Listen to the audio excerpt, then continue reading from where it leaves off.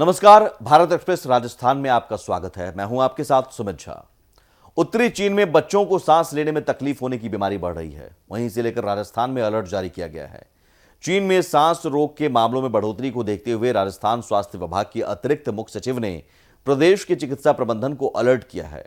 अतिरिक्त मुख्य सचिव शुभ्रा सिंह ने कहा, भारत सरकार की ओर से जारी पत्र और उपलब्ध सूचनाओं के मुताबिक अभी तक स्थिति चिंताजनक नहीं है, लेकिन प्रदेश भर में संक्रामक रोगों की सर्विलेंस और रोकथाम के लिए चिकित्सा प्रबंधन पूरी सतर्कता के साथ काम करें।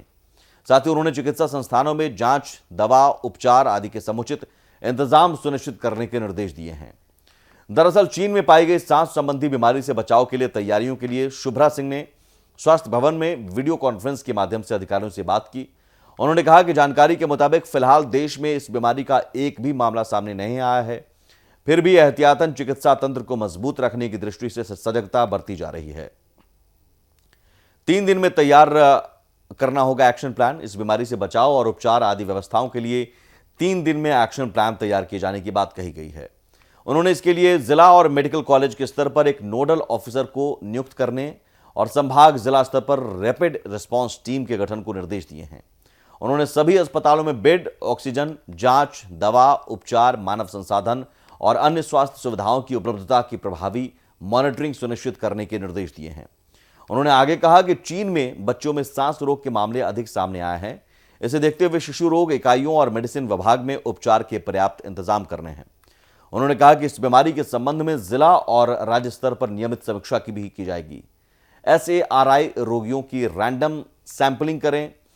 क्या इस प्रकार की एहतियात बरती जा रही है कि चीन में जो रहस्यमयी बीमारी फैल रही है उसको लेकर? नहीं, मॉक ड्रिल का तो ये था, जितने भी हमारे हॉस्पिटल के एडमिनिस्ट्रेटर हैं उनके साथ जो यहाँ पे चिकित्सा विशेषज्ञ हैं, जैसे मेरे साथ यहाँ पे आप देख रहे हैं मेडिसिन के सीनियर प्रोफेसर डॉक्टर भरतभूषण जी भी हैं। तो हमारा ये उद्देश्य है कि भी अगर ऐसा कुछ भी होता है तो हमारे क्या क्या चीज़ों की आवश्यकता पड़ने वाली है और वो संसाधन हमारे पास अभी उपलब्ध है कि नहीं है। अगर कोई चीज़ की कमी है तो हम उसको पूरा कर पाएँ। किस प्रकार की बीमारी है? क्या सबसे बड़ा जो अस्पताल है SMS अस्पताल राजस्थान का, इसमें ऐसे कोई पेशेंट आए? बिल्कुल नहीं, अभी तक राजस्थान में भी इस तरह का कोई पेशेंट नहीं आया है। ना इस हिंदुस्तान में ऐसे रिपोर्टेड हैं कि वही बीमारी के पेशेंट नहीं आए। चूँकि अब ये है कि मौसम का बदलाव है, तो जैसे हर वर्ष की में जो वायरस के और जो जुकाम, खांसी, बुखार के पेशेंट्स आते हैं वो तो आना ही है, वो हर साल आते हैं।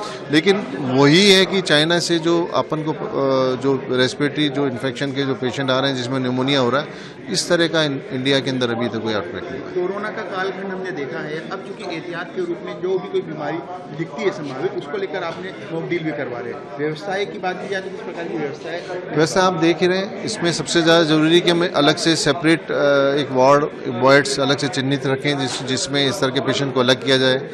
उनके लिए एक दवाई की ज़रूरत पड़ती है तो वो हमारे पास पूरी रहे। उनके लिए जांच के लिए अलग से सेपरेट केंद्र हों। उनके पास हमारे पास मैन पावर, डॉक्टर्स की, नर्सिंग स्टाफ की वो अवेलेबल रहे तो, और ICU अवेलेबल रहे। ऑक्सीजन की जरूरत पड़ती है, ऑक्सीजन या वेंटिलेटर वो हमारे पास। तो ये सब चीज़ें इसी क्रम में और ये वैसे भी किसी भी चिकित्सालय के लिए ज़रूरी है। अदरवाइज अगर डिजीज़ नहीं आती तो भी कि हम अपनी तैयारियों को टाइम टू टाइम देखें। राज्य सरकार की ओर से कोई अलर्ट भी, एडवाइजरी? बिल्कुल, राजस्थान सरकार ने भी एडवाइस जारी की। उससे पूर्व में जैसे हिंदुस्तान भारत सरकार ने भी की थी और इसी क्रम में कल ACS मैडम शुभ्रा सिंह जी ने भी एक VC ली थी और उनको सबको पूरे राजस्थान को इसके लिए उन्होंने निर्देशित किया था।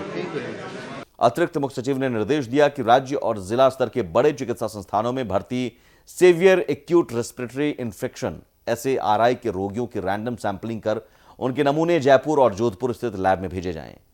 उन्होंने कोविड-19 रोगियों की तरह ILI और SARI रोगियों की भी IHIP पोर्टल पर दैनिक रूप से रिपोर्टिंग किए जाने के निर्देश दिए हैं।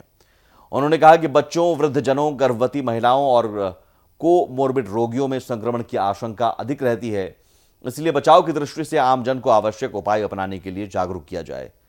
लक्षण क्या है? खांसी, गले में दर्द या खराश, बुखार, फेफड़े में सूजन, सांस नली में सूजन होने की बात सामने आ रही है।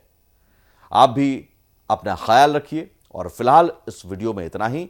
और भी वीडियोस के लिए आप जरूर जुड़े रहिए भारत एक्सप्रेस राजस्थान के साथ। नमस्कार।